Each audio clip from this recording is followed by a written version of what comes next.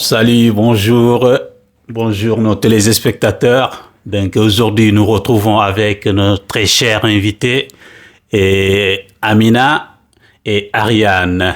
Bonjour. Bonjour Ariane, bonjour Amina. Bonjour. Donc merci d'avoir répondu à l'invitation et c'est un grand honneur.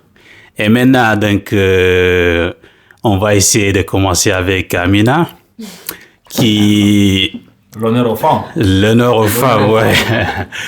Amina a écrit un livre. Donc, j'aimerais bien que vous présentez ce livre, vous nous expliquez le contenu de ce livre à nos téléspectateurs et comment vous êtes venu l'idée d'écrire cet exploit, d'écrire ce livre et de quoi part ce livre. Donc, j'aimerais que vous parlez ça à nos téléspectateurs de c'est quoi le contenu de ce livre. D'accord. Alors, je vous remercie pour la parole. Comme vous le savez bien, moi, je suis Aminata Kinda, je suis burkinabé. Et je suis en Italie, ça fait 2 ans, presque 3 ans maintenant. Donc, le livre parle de la Renaissance, en fait. Scrivere per rinascere en italien. Ouais. En français, ça veut dire écrit pour renaître, en fait. Donc, ça raconte une histoire de la femme africaine. J'ai essayé un peu de détailler les difficultés que rencontrent les femmes africaines, la mutilation génitale et le mariage forcé. J'ai essayé de détailler d'une manière pour que les gens puissent comprendre. Et aussi l'immigration, parce que la majeure partie de nos frères ne viennent pas dans des autres pays parce qu'ils ont envie de venir. Parfois, c'est face à des difficultés. Parfois, c'est des problèmes qui les entraînent, qui les font prendre la mer, le désert et tout pour aller dans un autre pays. Donc, je voulais sensibiliser un peu, déjà pour montrer les difficultés de la femme africaine, de nous les Africains en réalité, et aussi montrer aux Italiens qui pensent que les gens ont voulu seulement laisser leur pays pour partir dans d'autres pays. Ce n'est pas le cas parce qu'il y a d'autres, ça dépend de leurs conditions. C'est leurs conditions qui les ont poussés à prendre la mer parce que personne ne va prendre la décision d'aller risquer sa vie dans la mer si la personne avait un autre choix. Ouais. Donc moi je trouve ça comme ça. Et en plus de ça, j'ai écrit le livre en italien pour pouvoir permettre à mes frères qui ne parlent pas bien la langue italienne d'apprendre en lisant les livres. Parce que j'ai écrit en un langage vraiment très très facile, un italien très simple. Je pouvais l'écrire en français. Mais vu que je suis en Italie et je suis en train de donner des cours d'italien et je sais que la majeure partie de mes frères parlent déjà le français, c'est mieux que je m'engage avec l'italien comme ça. En lisant les livres, ils vont apprendre un peu la langue. S'ils ont des questions, ils peuvent me poser et tout. Donc, voici un peu l'inspiration qui m'est venue. D'accord, merci Amina pour cette belle présentation de votre livre. J'espère que ça soit pour vous et ainsi pour toute la communauté africaine et pour tout le monde d'ailleurs un grand succès. Et ma deuxième question serait que comment vous êtes venu l'inspiration, c'est-à-dire comment vous avez eu l'idée. Quelle motivation avez-vous donc de vouloir écrire cet exploit? L'inspiration m'est venue au moment où j'étais en train de donner, parce que l'année passée, j'ai donné des cours d'italien, j'étais plus sur TikTok. Je donnais plus des cours sur TikTok, donc l'inspiration m'est venue là-bas. Parce que j'ai vu que la majeure partie de nos frères ne parlent pas la langue, c'est difficile. Donc, j'essaie de donner les cours, il y a d'autres qui apprennent. Mais le fait qu'ils n'ont pas des gens avec eux tout le temps pour parler, c'est difficile de pouvoir parler la langue. Et je me suis dit, si j'écris un livre, peut-être en lisant les livres, ils vont rencontrer des nouveaux mots, ils vont essayer de chercher le sens des mots et ils vont apprendre la langue en même temps. Parce que la majeure partie des livres écrits en italien, vraiment c'est difficile de lire. C'est difficile parce que pour quelqu'un qui ne parle pas très bien la langue italienne, c'est très très difficile parce que c'est écrit dans un italien vraiment un peu difficile pour qui ne parle pas la langue. Mais mon livre, j'ai fait de telle sorte que toute personne qui ne parle même pas très bien la langue italienne puisse lire en fait. Donc, celui qui prend les livres, je sais qu'il y aura un peu de mots difficiles et tout. Mais ce ne sont pas des mots difficiles en tant que tel. Il suffit seulement que la personne essaye de faire des recherches sur quelques mots seulement et puis la personne va pouvoir comprendre l'essence de la phrase en fait. Et aussi, le livre n'est pas... C'est composé de 105 pages. Donc, le livre n'est pas abondant pour que quelqu'un puisse dire non, j'ai des difficultés à lire. Il y a des gens qui lisent les livres en 1 heure, d'autres lisent en 2 heures. Mais le livre, vraiment, c'est très, très difficile. Pour quelqu'un qui est très, très émotionné, et va avoir des difficultés à lire les livres. Parce que même, c'est moi-même, j'ai écrit les livres, mais à chaque fois que j'essaie de lire les livres, je n'arrête pas de pleurer, en fait. Parce que j'ai parlé des choses vraiment très, très importantes. Et même à l'université, les profs étaient tellement fiers. Les livres aussi, je ne sais pas comment je vais vous dire ça, les livres parlent de plusieurs trucs que nous on est en train d'étudier à l'école. Donc, les profs prennent des exemples sur les livres pour expliquer et je vois que les gens vraiment sont très très atteintes, je ne sais pas comment je vais dire ça, font, je ne sais pas, maintenant l'italien, exactement, les enfants sont très attentionnés. Oui. Oui, les gens font très attention quand moi je présente les livres, ils posent des questions et je suis vraiment très très fière de ça. Le livre est sorti, ça fait le 17 septembre que le livre est sorti, mais il y a déjà plus de 200 livres qui sont sortis. Donc je vois vraiment que les gens s'intéressent. Ça a un succès. Exactement. D'accord. Et merci encore pour cet éclaircissement. Et voilà. Donc non, ce que j'aime toujours en parler, c'est cette inclusion, cette idocentrisme africaine, donc que vous essayez toujours, vous essayez toujours de mettre la lumière sur ce que beaucoup de personnes dans l'Occident ignorent, donc cette culture africaine, cette belle culture avec beaucoup de racines que beaucoup ignorent par manque d'enseignement ou bien par manque de découverte du monde, et que vous essayez de mettre de la lumière à cet exploit. Donc c'est vraiment quelque chose à saluer. Donc maintenant revenons aussi à Ariane. Ariane aussi, que comme beaucoup d'entre vous le connaissent, donc inculque donc cette motivation donc d'apporter la culture africaine, donc comme il le dit au Shima, donc Shima dans sa langue, donc au sommet. Et moi j'ai toujours cette curiosité, donc pourquoi voudrez-vous arriver au sommet, être motivé, dévoré de motivation comme ça pour apporter la culture africaine au sommet? Comme tu le dis toujours, toi-même, tu souhaiterais arriver au sommet. Donc, de tous les parcours que tu as fait, donc voilà, comme tu es arrivé ici, donc te voir au sommet, donc c'est quelque chose vraiment impressionnant. Donc voilà, j'aimerais que tu nous apportes votre idée par rapport à ce que notre sœur à l'exploit qu'il a amené. Donc, qu'est-ce que vous souhaiterez souligner donc par rapport à cette culture, à cette envie d'apporter la culture africaine au sommet, à ces motivations, voilà. Quel serait votre point de vue par rapport à cela? Merci beaucoup, cher Taï, et ça fait plaisir avant tout d'abord, je tiens à te féliciter pour la 2e fois. Pour cette sortie de livre, pour cet exploit, et moi-même en vous écoutant et en racontant juste le petit briefing du livre, je suis très très très ému en venant dans la culture africaine, en connaissant un peu la culture un peu partout, et que s'il y a une chose qui est sûre et claire, et que l'Afrique est grande, mais on a un truc en commun, c'est que nos cultures souvent sont liées. Même si on a intégré beaucoup de choses venant des colons, que ce soit sur la religion, que ce soit sur l'éducation, que ce soit à base de ceux qui sont passés, ils ont laissé. Mais à la fin, il y a un truc qui est resté, c'est que tous les pays sont liés dans une manière ou une autre. Donc, franchement, je tiens à vous féliciter. Et Merci. aussi, je tiens à faire un appel à nos confrères.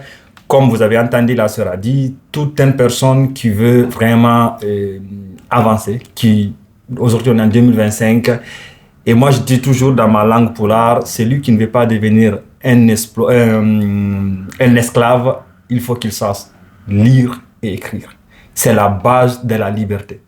En ne sachant pas, en étant un ignorant, un analphabète, vous ne pourrez jamais avoir l'opportunité, la possibilité, même la capacité de vous confronter, d'échanger, et en apprenant à lire, à comprendre, à lire, à écrire, vous pouvez et vous aurez l'arme le plus fort dans cet univers que de transmettre.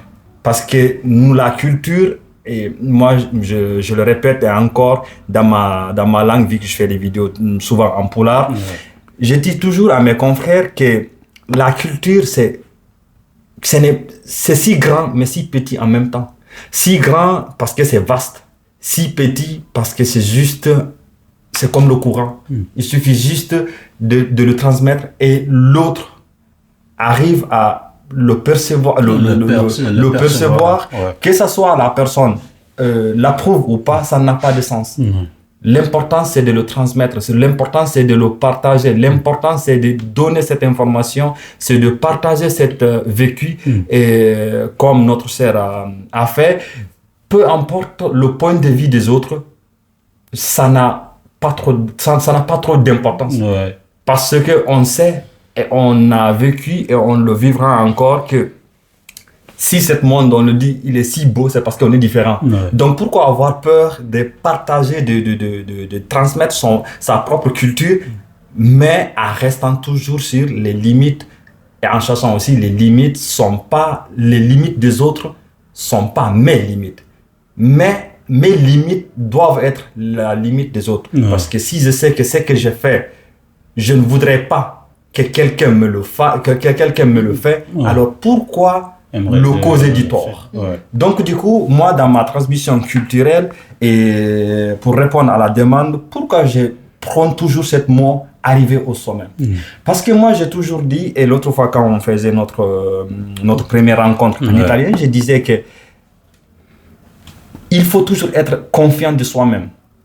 Que moi je prône que ma culture Peul est la culture la plus riche au monde. Et la culture des autres aussi doivent être au même niveau.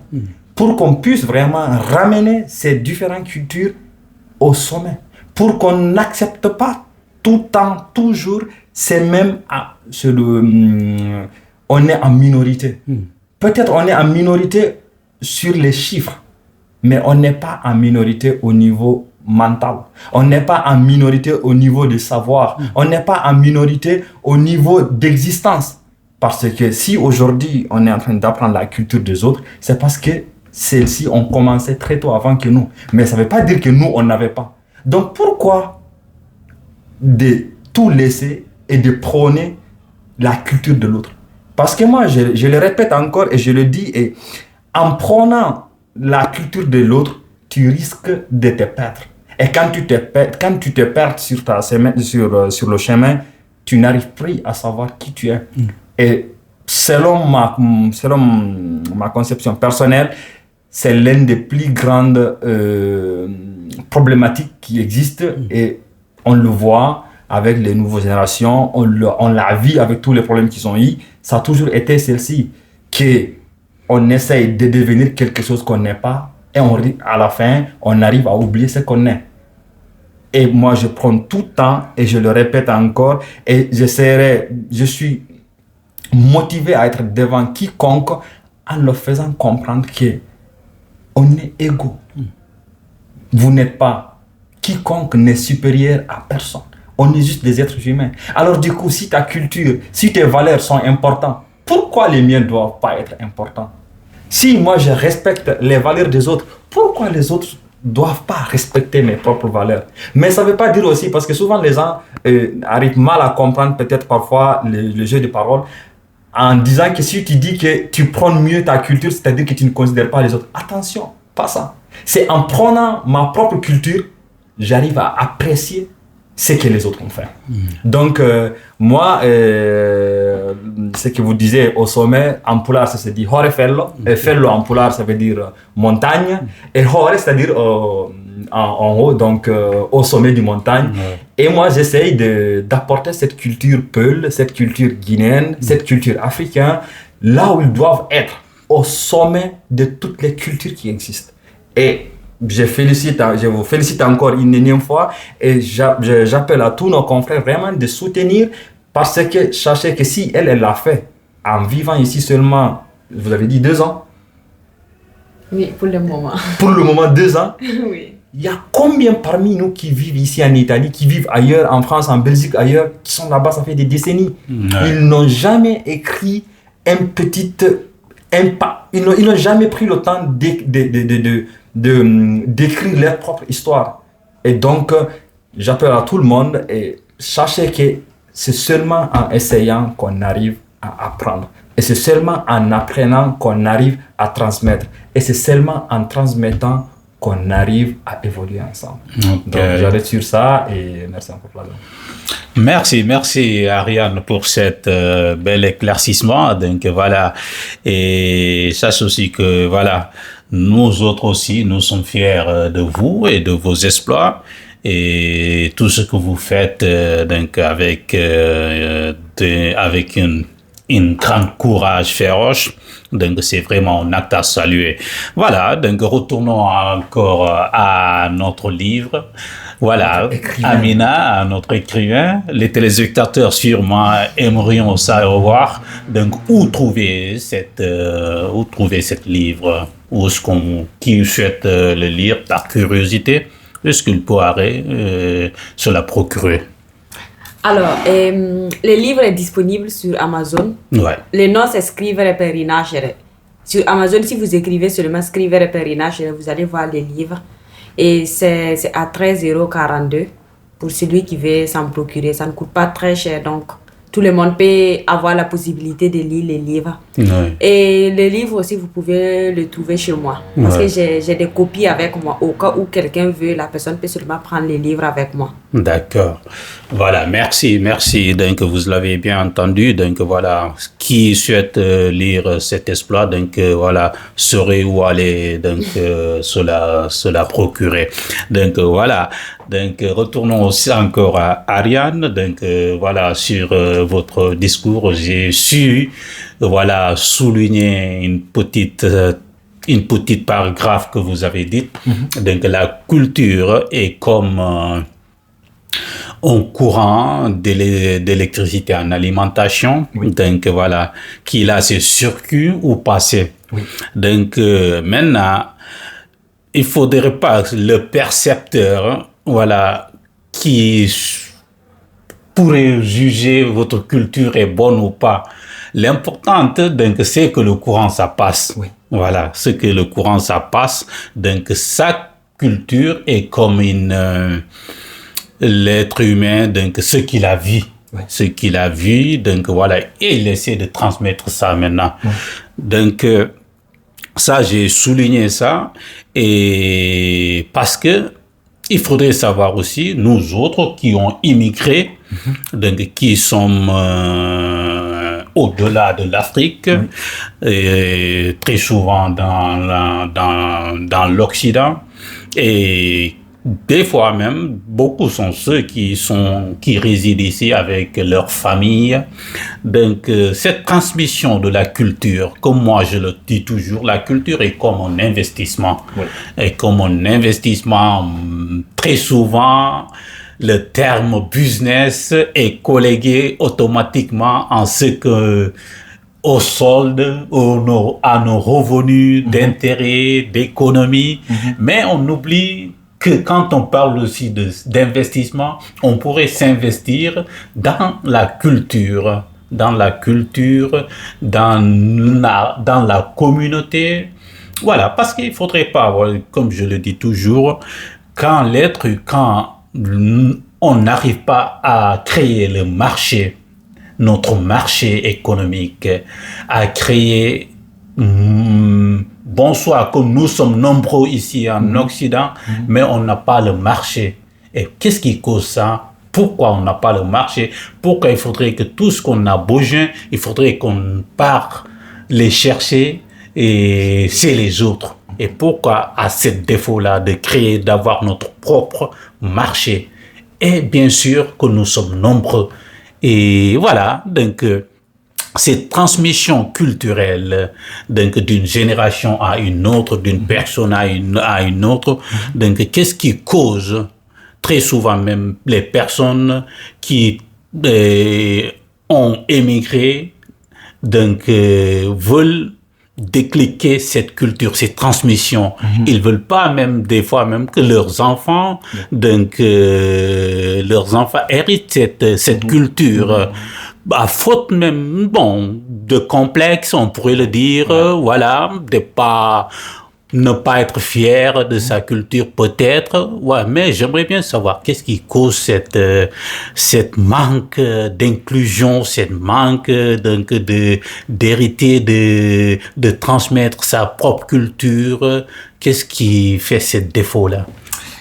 Et merci encore pour cette demande très très très complexe à répondre et très profonde, mais je pense qu'elle est aussi très important. Et sur ce passage, je tiens avant tout d'abord à m'excuser à tous les étudiants de philosophie et aussi les grands philosophes, parce que cette citation que je vais dire, je me rappelle pas exactement qui l'a dit, mais je me rappelle juste du contexte que ce monsieur, si je ne me trompe pas, ça doit être Nietzsche.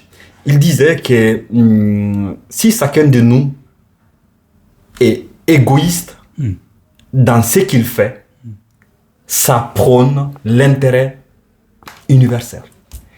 Et en réfléchissant au fond, si je ne me trompe pas, peut-être c'est Nietzsche, donc si ce n'est pas le cas, je m'excuse. Et en réfléchissant sur ces passages, j'ai compris une chose. Si vous êtes un boulanger, et vous faites bien votre travail, vous ne le faites pas pour m'impressionner. Vous le faites parce que je dois venir acheter chez vous. Le jour où que vous ne faites pas bien votre travail, je m'en fous de vous. Et je pense que la culture, c'est pareil.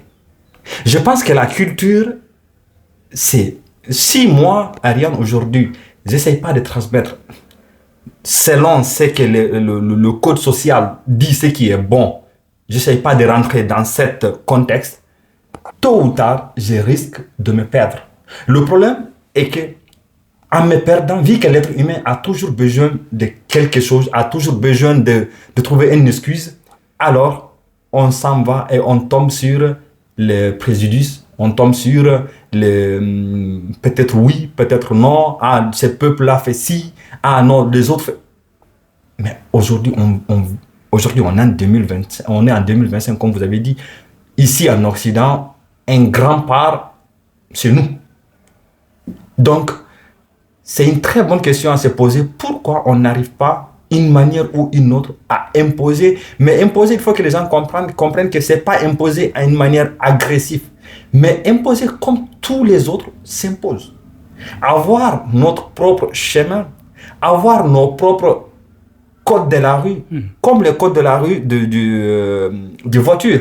Donc, je pense que le problème, c'est qu'il y a un problème de déclic qui n'arrive pas à être transmis fluidement, qui n'arrive pas à être transmis très très très bien et très simple, et on a tendance à compliquer ce qui n'est pas compliqué.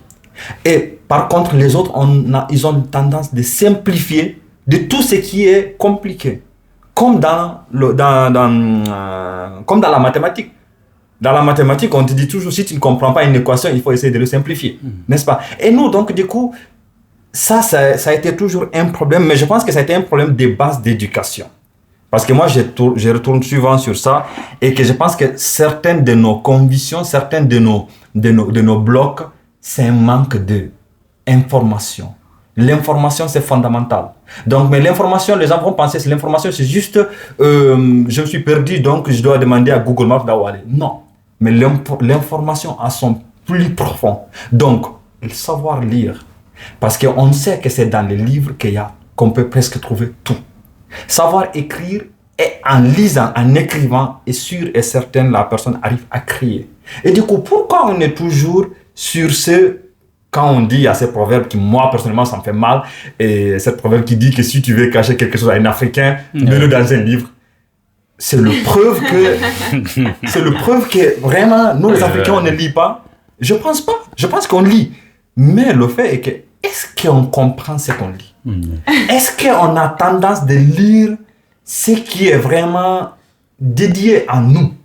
Parce que si on regarde des exemples sur nos systèmes scolaires, un jour, j'ai écouté un grand monsieur de Burkina Faso, le coach Simon Ouedraogo, là où il faisait un passage en disant que pourquoi en Occident, en 4e année, 5e année c'est qu'on dit chez nous, je pense que le BC, je pense. Le BPC. Quand même, pour simplifier les mots, pourquoi en étant jeune, donc à l'âge de 8 ans, 10 ans, on apprend Toto tire Nama, Nama tire Toto. En apprenant Toto tire Nama, et on apprend quoi? On n'apprend rien de ce qui est complet. Pourtant, par contre, ailleurs, dans un autre contexte, on les apprend à choisir qu'est-ce que tu voudrais être d'ici 15 ans. Imagine un enfant de 8 ans, tu le dis, d'ici 15 ans, donc à l'âge de 23 ans, il a déjà une idée. Peut-être, on peut dire, ok, peut-être l'enfant ne sera jamais ce qu'il souhaite. Mais il y a un clic très important. C'est que l'enfant a pris le temps de réfléchir, de dire que je vais devenir médecin, je vais devenir aéronaute, je vais devenir éducateur, je vais devenir... Chez nous, qu'est-ce qu'on nous apprend? Qu'est-ce que tu veux devenir? Moi, je me rappelle dans mes années en 2008, je disais que moi, je voulais devenir Thierry Henry. Un footballeur qui ne sait pas quel est son parcours. Pourquoi? Parce que c'est pas en crachant sur mes maîtres, parce qu'eux aussi, ils ont appris pareil, donc ils ont transmis l'éducation à l'école pareil. Mais le rêve, c'était de dire, moi, je vais devenir Thierry Henry, je vais devenir Buffon. Et aujourd'hui, le rêve des jeunes, c'est de devenir Lamine Yamal. Et moi, sur ça, je retourne sur le thème de business que vous m'avez demandé. Un jour, j'avais vu une vidéo qui m'a fait beaucoup penser et qui m'a fait beaucoup réfléchir. Un monsieur de 40 ans, en disant son enfant de 17 ans, en disant tu ne fous rien, regarde les gamins qui sont ton même âge, aujourd'hui ils prennent des millions. Et le monsieur parlait de Lamine Yamal, le jeune joueur espagnol.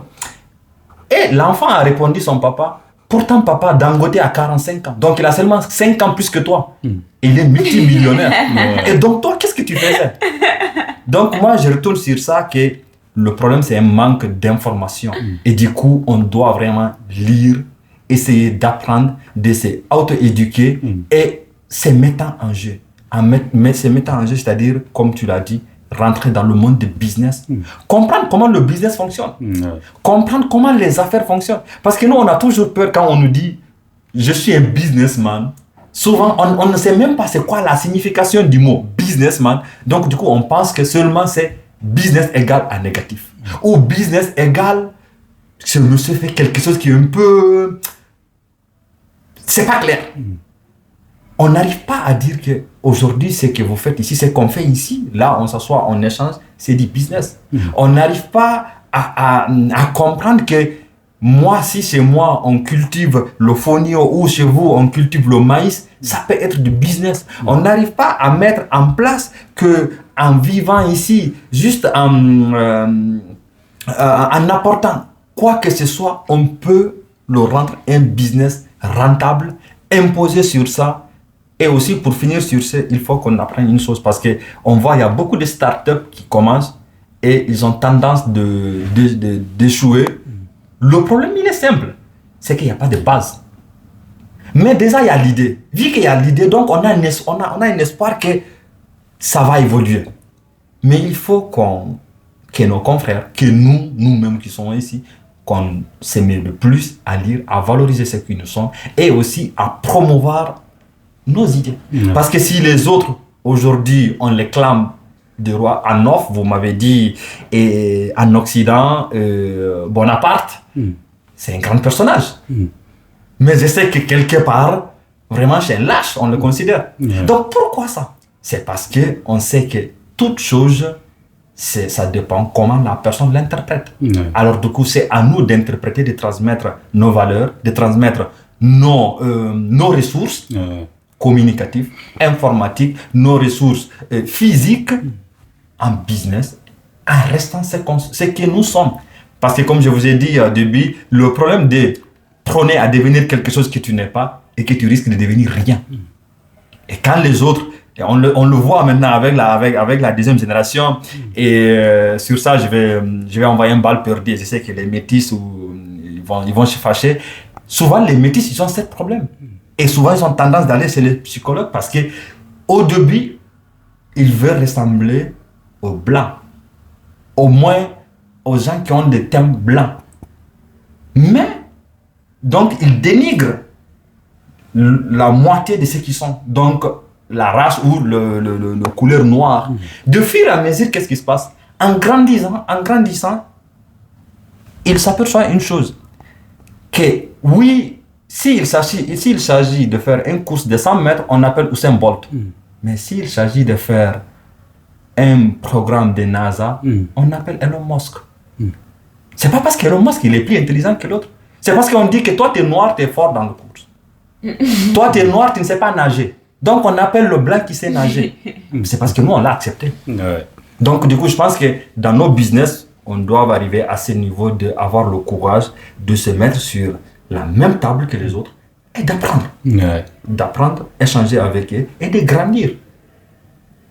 Donc, c'était ça que je voulais. Voilà, donc, ce que j'ai souligné de ce discours une parole, donc ce qui est la peur. La peur après une crise, après quelconque crise, que ce soit une crise morale ou une crise psychologique, l'être humain a tendance à avoir un déclic donc profonde. C'est que très souvent, l'être humain perd cette motivation donc de reproduire quelque chose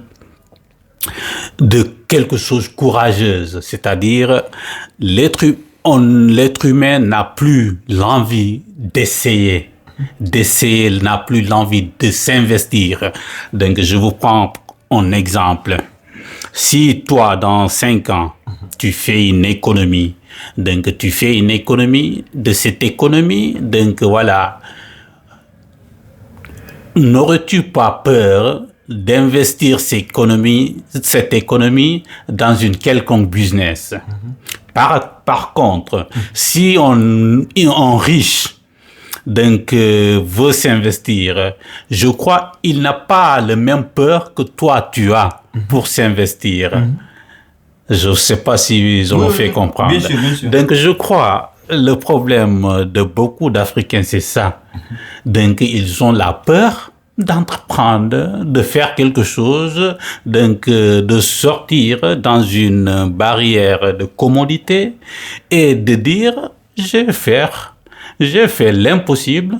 Voilà, j'ai fait l'impossible, j'ai fait comme beaucoup n'ont pas l'habitude de faire, simplement parce que je suis différent des autres. Cet orgueil, donc je crois, ça manque dans la société africaine.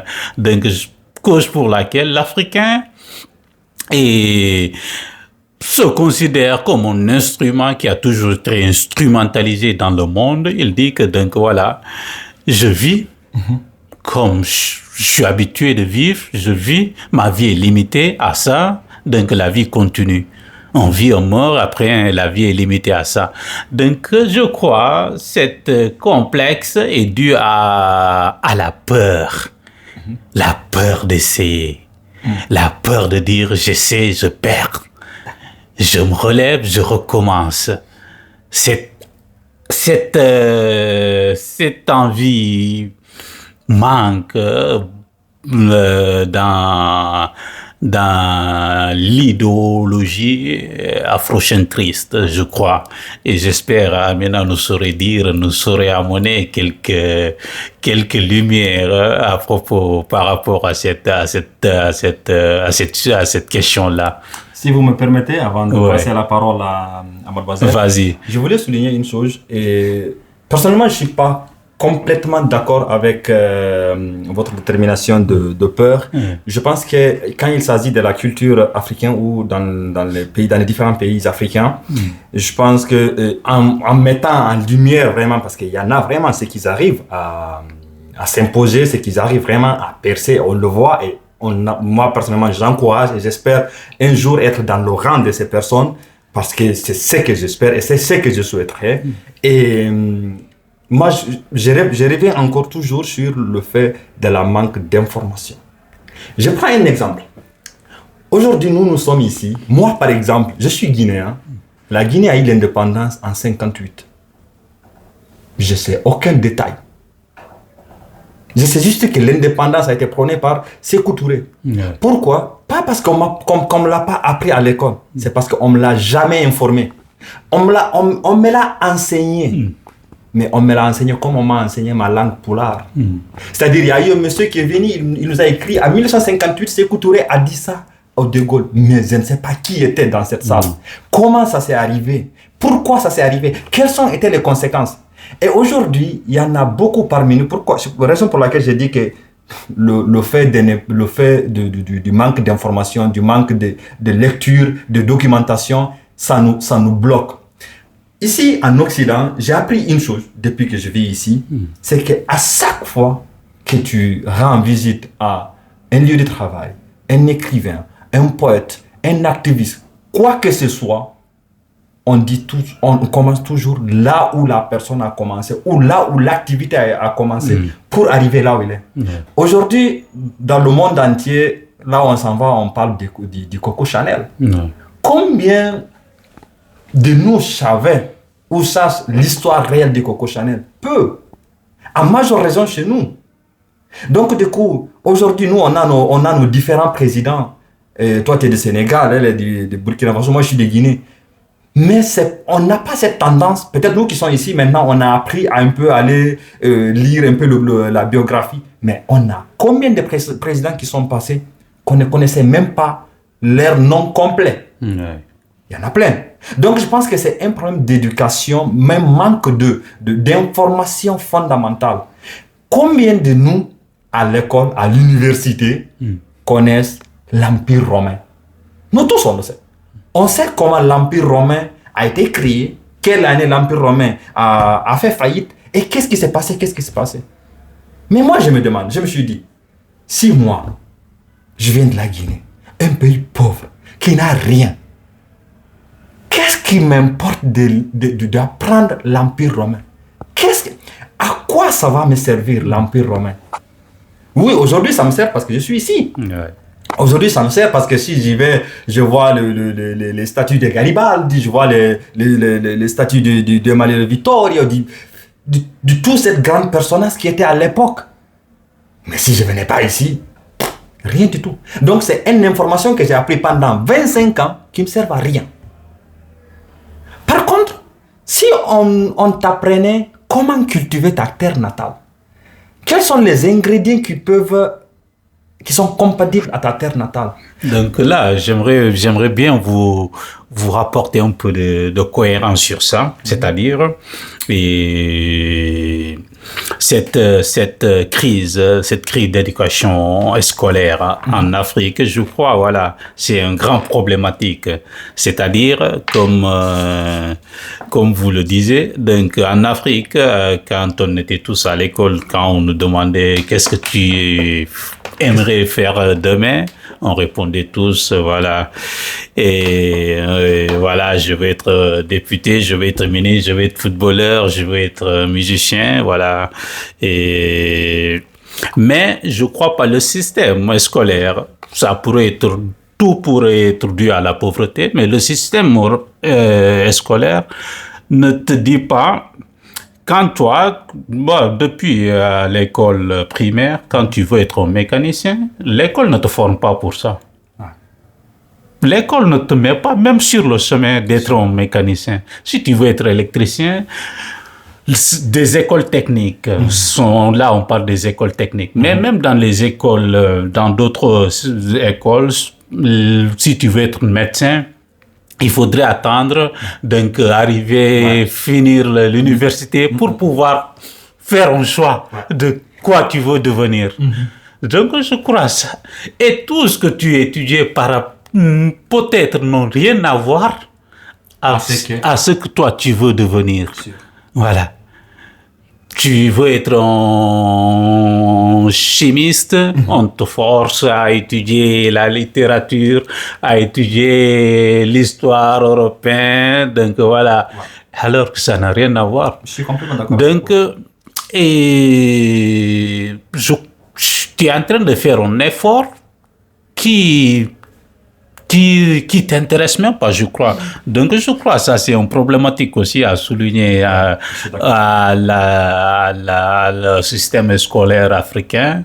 Et sur quoi il faudrait... Je dirais, il y a beaucoup de choses à refaire, mais sur ça aussi, je crois, et ça à refaire. Donc, comme je l'avais dit, peut-être, voilà, il y a un manque de moyens, il y a un manque qu'on crée beaucoup d'écoles techniques, de former les gens, donc depuis au bas âge, de pouvoir suivre le rêve qu'ils ont, s'ils veulent être des pilotes, qu'ils soient formés pour ça, s'ils veulent être des experts informatiques, qu'ils soient formés pour ça. Voilà, je crois que c'est tout c'est un sujet de moins, mais voilà, je crois qu'il est une question qu'on souligne ce point-là, et voilà, donc c'est un sujet à souligner en tout cas. Je suis d'accord. Bah là, on va pas trop en parler, on va laisser la parole à mademoiselle, sinon le débat ça reste.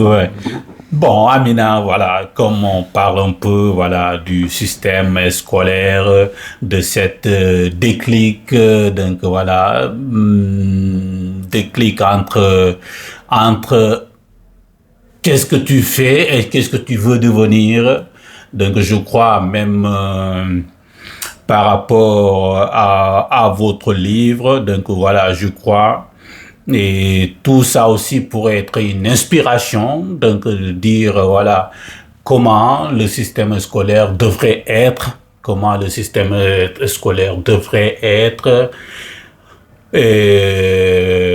pourvu qu'on forme les personnes, on peut à leur donner un peu le chemin, donc de ce qu'ils souhaiteraient reproduire, donc pour demain.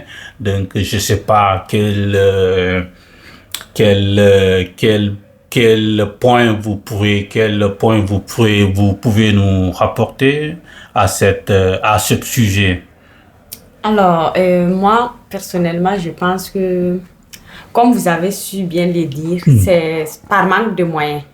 Et aussi, il y a certaines choses qu'on étudie en Afrique qui, vraiment, ça ne nous sert à rien. C'est vrai qu'on doit connaître l'histoire. Par exemple, l'histoire de la guerre, la Première Guerre mondiale, la Seconde Guerre mondiale et tout. Oui, c'est des choses, vraiment, c'est des histoires qu'on a su. Mais il y a plein d'histoires de chez nous qu'on ne maîtrise pas. Normalement, on devrait d'abord maîtriser notre histoire avant de maîtriser l'histoire des Blancs, en fait. Pas le contraire. Parce que nous, nos programmes, je ne sais pas si ils ont changé les programmes, mais à notre époque, les programmes qu'on faisait, la majeure partie, ça concernait des histoires de l'Europe, des trucs qui ne nous servent pas assez. Vous voyez un peu. Donc, moi, je trouve vraiment qu'ils devraient revoir ça. Ils devraient revoir les programmes. C'est vrai que c'est important de savoir parce qu'étudier n'est jamais quelque chose de mal. Savoir, ça nous apporte toujours quelque chose. Ça nous donne un esprit encore plus fort et tout. Mais j'aimerais vraiment si les autorités africaines pouvaient essayer de faire un effort pour changer un peu les programmes et tout, et nous inculquer plus nos traditions, ce serait vraiment quelque chose de très bien. Par exemple, il y a le moré, par exemple, ma langue maternelle. Je parle le moré, mais si on me dit d'écrire quelque chose en moré, je ne sais pas. Je ne sais pas, mais peu importe la chose qu'on va me dire en français, je vais très bien l'écrire. Donc, ils pouvaient aussi essayer d'ajouter le moré dans les matières à étudier. Il y a une matière pour le moré aussi, où les gens apprennent, écrivent. Il y a des écoles, oui, il y a des écoles pour le moré, mais ça, vraiment, il faut sortir hors. Mais si toi, tu as une vision et si tu as envie de connaître d'autres choses, tu ne peux pas seulement faire le moré. Ouais. Donc, moi, je trouve ça vraiment bizarre et je pense qu'ils doivent essayer de revoir ce côté. Et la partie que vous étiez en train de dire, il y a une partie que moi, je trouve, oui, c'est chacun a son point de vue, mais moi, je vois pas ça trop comme un problème. Le fait que, par exemple, si quelqu'un veut devenir médecin, on envoie la personne étudier d'autres matières et tout. Moi, je vois que ça, c'est vraiment la logique. Normalement, c'est comme ça doit fonctionner, selon moi. Parce que tu ne peux pas sauter du coq à l'âne. C'est impossible. D'abord, il faut étudier, il faut savoir lire. Même le début, c'est comme ça. Il faut d'abord savoir lire, écrire, tout. C'est la base, en fait. Mais ce que moi, je peux dire, c'est les moyens qui nous manquent. Parce que c'est pas qu'il manque vraiment les écoles de formation et tout. Par exemple, si quelqu'un veut devenir médecin, il faut d'abord étudier la base, il faut prendre le baccalauréat, tout. Il faut essayer de te baser sur ce que tu veux devenir. Il y a des médecins, il y a des écoles pour la médecine et tout. Mais il faut d'abord avoir la base, avoir des diplômes qu'ils te recommandent. Sinon, sans ces diplômes-là, tu peux aller, mais tu ne vas pas être un bon médecin et tout. Donc, vraiment, ça, c'est la base. Moi, je trouve ça normal. Ils font tout ça, ils laissent les gens étudier jusqu'à arriver à ce niveau. Autrement, les gens vont vraiment avoir un niveau très bas. Par exemple, si tu étudies la science, la géographie, les mathématiques, il faut étudier tout ça pour savoir tu es plus dans quel domaine. C'est dans quel domaine tu prends plus de bonnes notes et tout. C'est à base de ça, tu peux dire que bon, moi je pense que, par exemple, moi j'ai étudié les mathématiques, j'ai étudié les langues, j'ai étudié plein de trucs, mais moi, qu'est-ce que je voulais devenir? J'ai décidé d'étudier le droit, d'étudier un truc qui ne me fait pas faire les mathématiques parce que les maths, je suis nulle. J'ai su que ça, c'est pas quelque chose que je peux faire. Mais c'est en étudiant les maths que j'ai su que ça, c'était pas pour moi. Donc moi, je trouve ça vraiment logique. C'est les moyens qui nous manquent vraiment. S'il y avait les moyens, chacun pouvait, même si dans ton pays, il n'y a pas le domaine que tu veux faire, tu peux aller dans un autre pays pour étudier le domaine et tout. Mais si tu n'as pas les moyens, qu'est-ce que tu peux faire? Tu ne peux rien faire. Donc, c'est ce que moi, j'avais comme contribution. Ok. Donc, je crois maintenant, voilà, nous sommes arrivés à la fin. Donc, la dernière question serait, donc, voilà, s'il devrait y avoir un changement sur cette culture-idéo et chantrice africaine, qui est culture-idéo transcrite, que notre langue soit écrite, que nos langues soient écrites pour être lues. Donc voilà, donc ce que vous de votre côté vous essayez tous les jours d'apporter, voilà, la diffusion de la langue, de votre langue maternelle. Donc voilà, j'aimerais que tu donnes conseil en général pour toute personne issue de cette culture. Donc, et quel serait votre conseil à donner à toute personne qui est issue de cette culture, que cette langue soit diffusée et que cette langue ne se perde pas et que cette langue soit toujours transmise de génération en génération. Parce que je crois aussi, voilà, il y a cette manque-là, donc d'enseigner, de transcrire, de l'écrire, donc de l'admirer, de le savourer. Ça manque beaucoup, donc voilà, quel serait votre conseil? Donc ça sera aussi, voilà, et la salutation finale. Après, voilà, je passerai à Amina pour qu'il donne aussi un conseil pour toute la jeunesse africaine, la jeunesse mondiale de manière globale, et voilà. Et après, voilà, ça sera la fin. D'accord. Et alors, moi, sur ce, si je devais donner des conseils ou, disons, je vais utiliser le terme conseil, c'est avant tout d'abord nous qui sommes ou qui deviendrons des parents, de avant tout d'abord de se auto-éduquer.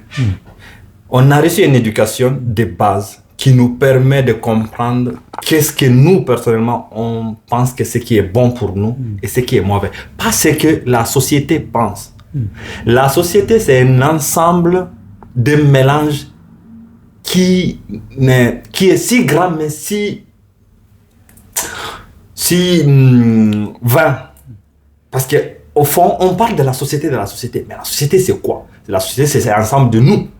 Et ce qui est fait la société, c'est parce que notre ensemble est différent.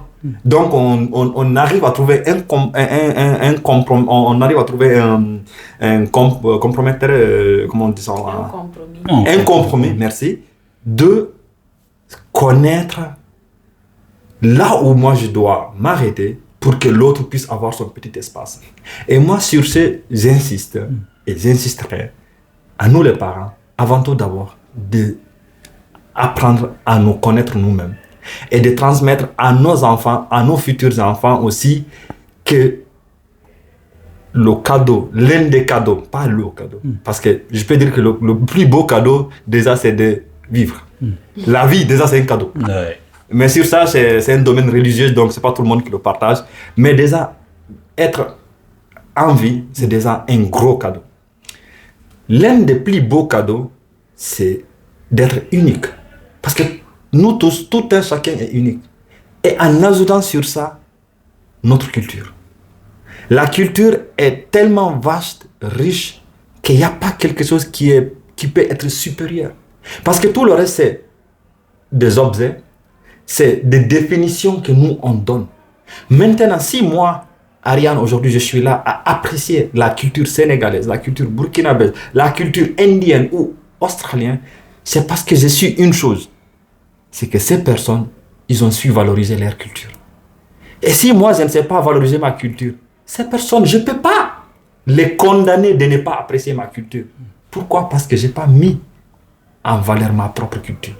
Et je le dis toujours en poulard, qu'il ne faut jamais attendre que l'autre vienne faire la vaisselle chez toi. C'est lui qui vient faire la linge chez toi, c'est parce qu'il a toujours un objectif final. Et on le sait.